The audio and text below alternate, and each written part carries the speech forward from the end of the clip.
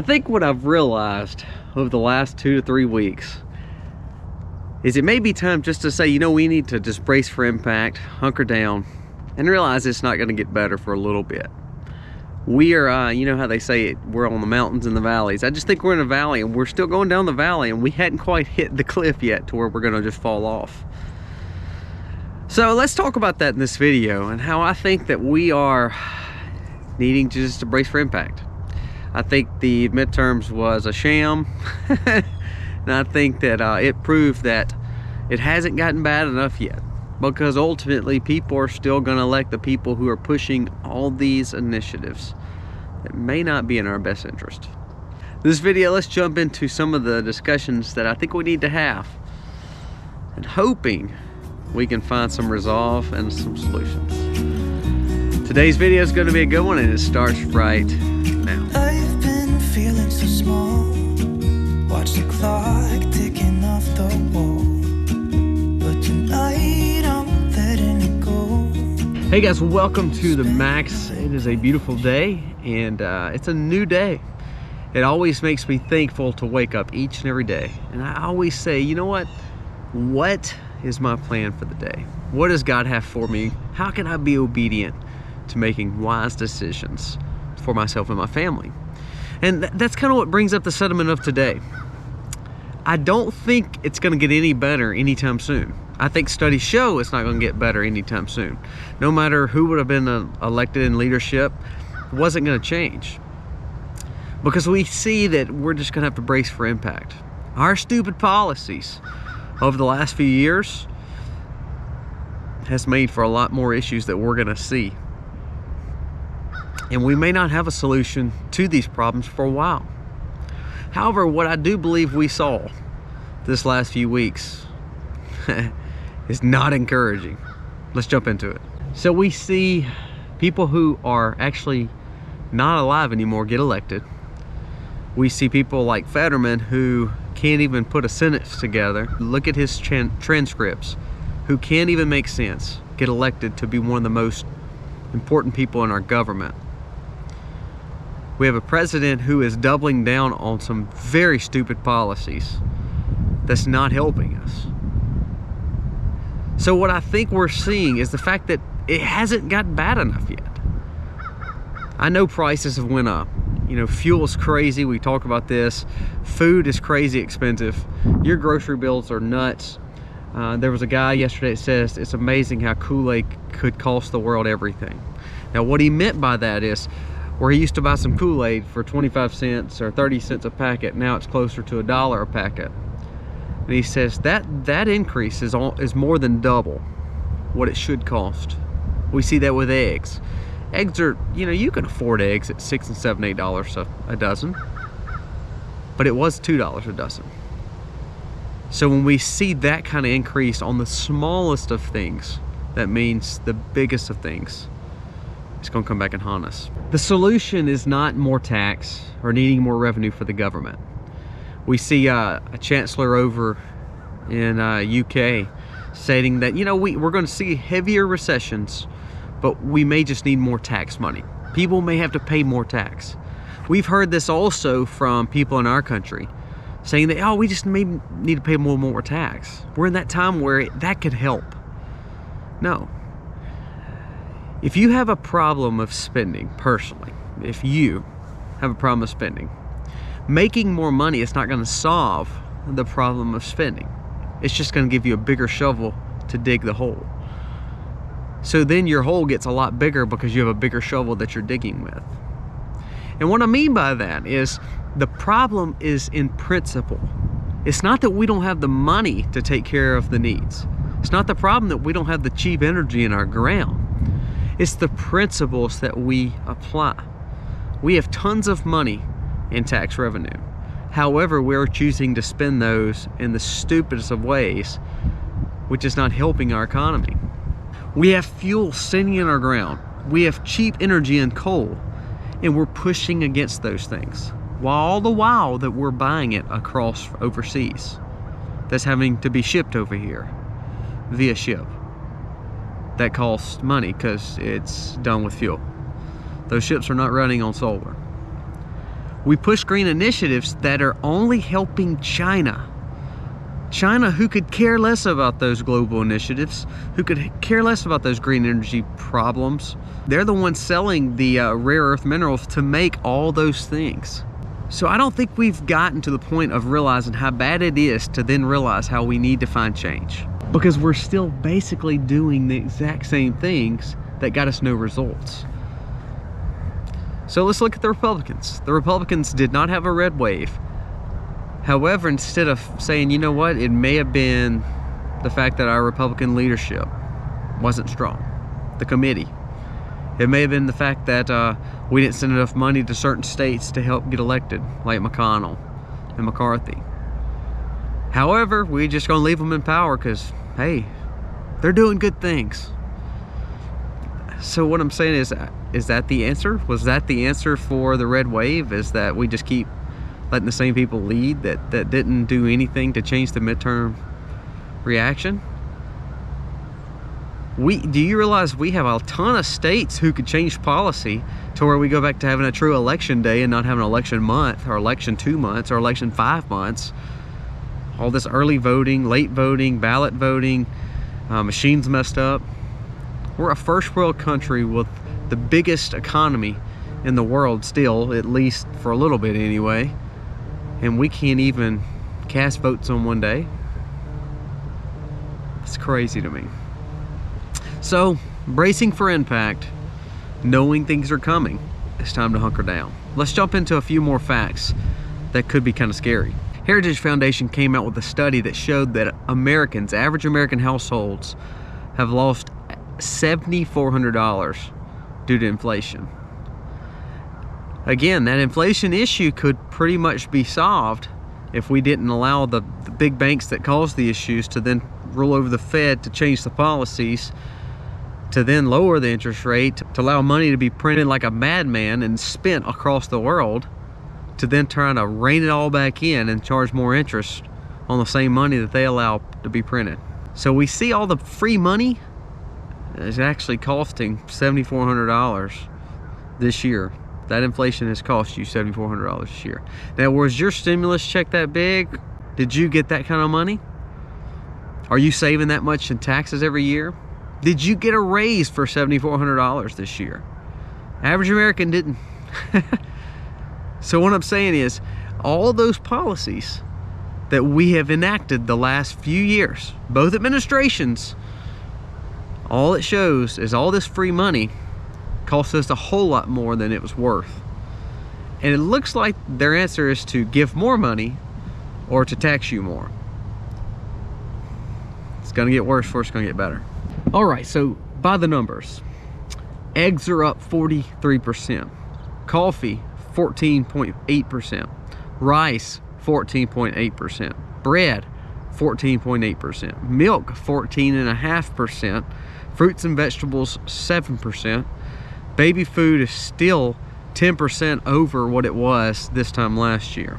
Fuel up 20%. Average raise this last year was 2 to 4%. So if your job is not giving you that much raise, that means you lost about 10% of your income by buying groceries and gas, if not more. For the average American, you probably actually lost a little bit more. It's amazing how we rant and we say we're going to vote about it or we're going to change policy and change the way. However, because there's a two-party leadership and both of them are failing us, we believe we got to vote for the lesser of the evils, and to be honest with you, nothing changes. So I say let them have it. This is a bold statement. I think we're going to have to let it get worse before actual change happens. What we've seen in a lot of other countries across the world is that it has to get terrible. Money has to be worth nothing. Food has got to be so sparse, it's ridiculous. People are not able to drive their vehicles because they can't afford it. And I don't want to see it to get that bad, but the sad thing is, I don't know if we're ever going to see change because we've had it so easy that we just believe, oh, well, hey, these policies, they're not killing us, so might as well go with the green initiative. I might as well just let the government keep on spending like a madman because, you know, we can always print more money. We can always print more money. Third quarter of 2022, it says U.S. homeowners have lost $1.3 trillion in home equity in the third quarter of this year. So what we see is, even though we've had a bad 2 years, it's even gotten worse with the real estate. The more the Fed Reserve comes in there and tries to take care of inflation, they're destroying everything else. So the lesser of the evil is, do we keep on letting inflation go to Argentina levels or Venezuela levels, or do we put ourselves in a terrible recession, barring on a depression? There's no good answer here. So then we need to decide for ourselves, what do we do? Well, I go back to the original statement I said: hunker down and brace for impact.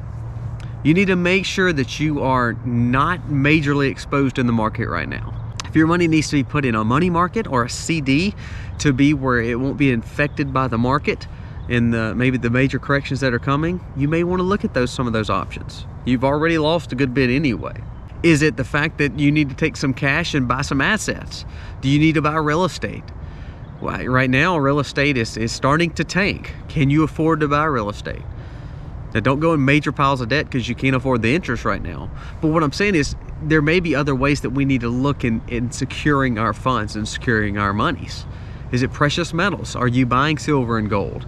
Now, I'm not saying take all your wealth and buy gold and silver. I'm not saying that. But I am saying, is it some way that you can maybe put some money up in precious metals? Have you stockpiled food? Food is getting more expensive, and to be honest with you, right now, commodities, food, it's becoming worth a lot of money. And it's an investment, because ultimately it's investing in your future, but also in a bartering style way where you can take care of your family. Have you thought about raising some kind of animals as another form of income, another form of food that you can eat if all of a sudden things go bad? We have not seen the bottom. So we're racing down a hill to then turn around and hit a cliff at some point, and we're gonna fall. Now, I have a lot of naysayers that will come on here and say, oh no, it's not gonna get that bad. How can it not get that bad? Do you think spending more money will get us out of this? Do you believe a global war will help the situation? I don't think we're leaving the war, because ultimately Biden said in Egypt just a few days ago that he believes that what Russia and Ukraine's war has shown is that we need to get away from fossil fuels. All the while, we're still buying tons of fossil fuels. All the while that we can't go to a green energy because we don't have the rare earth minerals. We have to turn around and buy it from other countries, especially China. So is that really the answer? Or is he just being funded by some of those people? Who's in control? Whose money is funding all these folks to make all these decisions that are really not good for the American people? That's the question. So for the common Joe, the average Mac, what do? We hunker down, we hold on, and we wait to see what's going on. The Republicans are not the answer, because McConnell, McCarthy, even Trump. Remember, Trump put us in lockdowns, guys. I'm sorry. It was a novel situation. I don't blame him for it. But the best thing he could do is apologize for some of the policies he did. Him and the Republicans voted for a lot of these stimulus packages that now we're filling. However, the Democrats are definitely not the answer, because they're going for a globalist push, and they're not trying to help America. So the leadership on both sides pretty much suck. Now, what I do think we've realized is that we need a better answer, and the solution may come with somebody that we don't even see yet. But for the common man who can't rely just on government to help him do everything, we have to figure out how to save our own money and to put food up as much as we can. We have to realize we can't allow our kids just to learn this educational system that is destroying us. I mean, look, our Department of Education is paying for people to go to school in the Middle East to learn anti-West sentiment, how we are destroying the world. That's proven. Education Department is funding Middle Eastern studies in anti-West ideologies. It is showing that we are giving $2.9 million to 11 universities in the Middle East to promote left-wing ideologies and narratives, and to push against capitalism, the West way of life. If we believe so much in America, why are we paying for other countries to learn how bad we are? So that's what the left is doing. So they're not doing anything better. But you know, again, everybody's saying we need to pay more taxes. We need to realize to help the world be greener. The problem is you need to look and see who's behind those agendas and to see who's really funding our government. If all of a sudden you find senators and representatives push for term limits, they would probably be good representation for us, because they would realize that they're not the answer either, but they can help to further another step to where we're not having career politicians being fed by lobbyists and trying to fatten their own pockets. They were really trying to help the American people. One thing I've realized is there's 50 states. 50 states. What that means is that's a lot of people, and that's a lot of different views. How does all those people somehow fall under two-party systems? Because it's just a game, and we ain't in it. That means they are being bought out and bought for and paid for by all these big businesses and these big lobbyists that has agendas, and they're not looking out for the common person. So now it comes back down to you. It's time for us to put our big boy pants on, learn some skills, learn some trades, do a side hustle, build up as much cash as you can, buy the things that can help us get through the next tough days, weeks, and months ahead, and rely mostly on hope in a spiritual sense to get through all this that we're going through. And honestly, we're needing a true revival in America. Guys, thank you so much for watching. I've just been so let down by the last few days and weeks, and how I don't think it's going to get any better anytime soon, because I don't know if it's gotten worse enough to where people realize there needs to be a change. Give me your thoughts on this video. Tell me what you think, so ultimately we can figure out what we need to do and how America can be back to where it needs to be. God bless. Happy homesteading, y'all. I wanna take a trip to Mars. Nothing can break me, no, nothing can break me.